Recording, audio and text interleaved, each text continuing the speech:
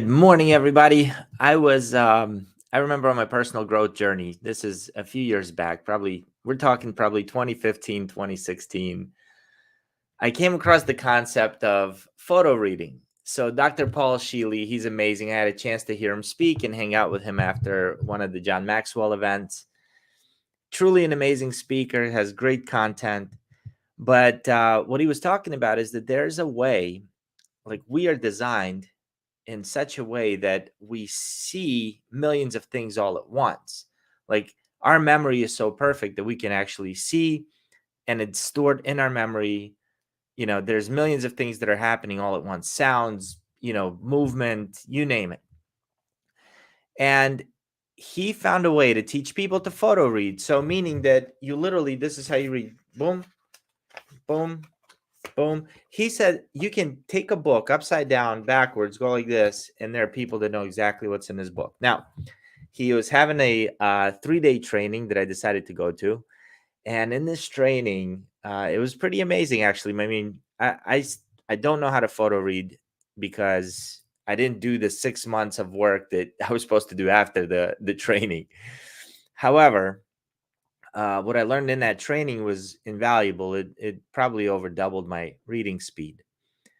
And I'm going to connect this to how to sell. Okay. So in this training, one of the things we had to do before photo reading was called prepare. And in preparation, no matter what book we had, they would have us first answer one simple question. That simple question was, what do you hope to get out of this book? Oftentimes I talk to my Christian friends and I ask them, why do you keep reading the Bible? Right? Like, why do you keep reading the same Bible? Haven't you read it already?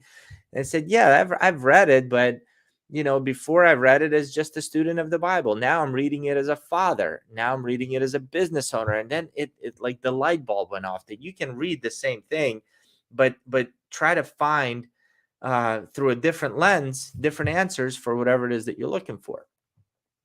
And that's exactly what they were doing. They said, well, you're reading a leadership book. Is it because you want to become a better leader? Is it because you want to teach leadership and train leadership? Because those are going to be two different ways we're going to view that book. So I get back to, at that time, I was running a sales team. I got back to my sales team and I began asking one simple question of the sales reps before we went in to meet with any client.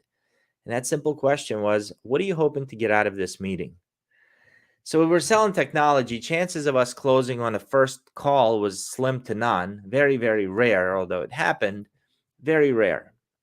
But what I realized is that a lot of salespeople did not know what they wanted to get out of the meeting.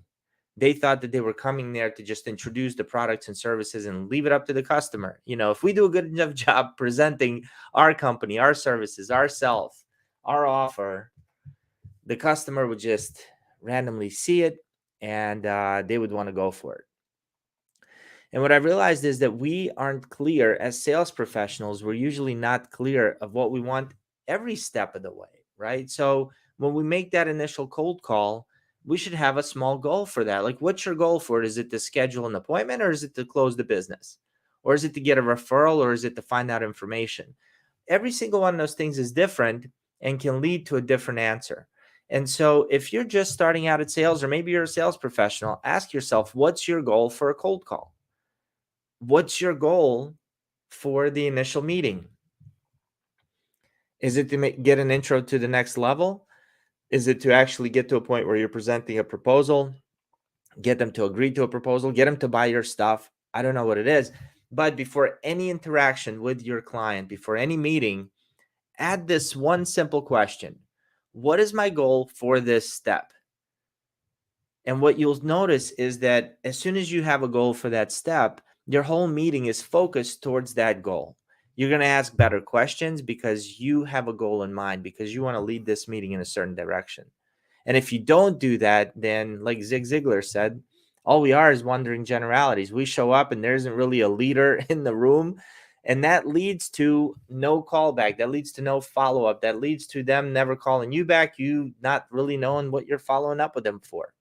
And we want to avoid that. So one way to avoid it is to answer the question before the meeting.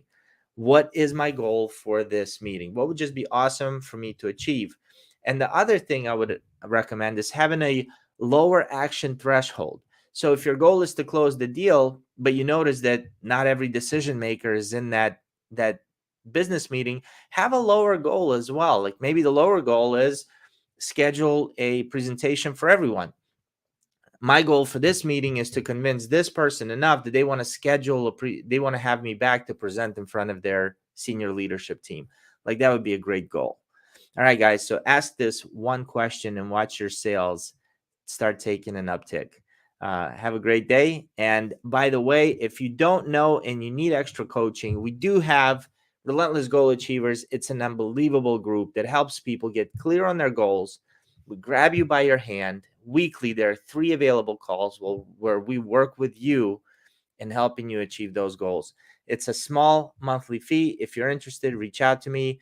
We got 62 members in there now, and everybody's growing, and we're having a great time. Anyway, I'll see you on the next live. Have a good day.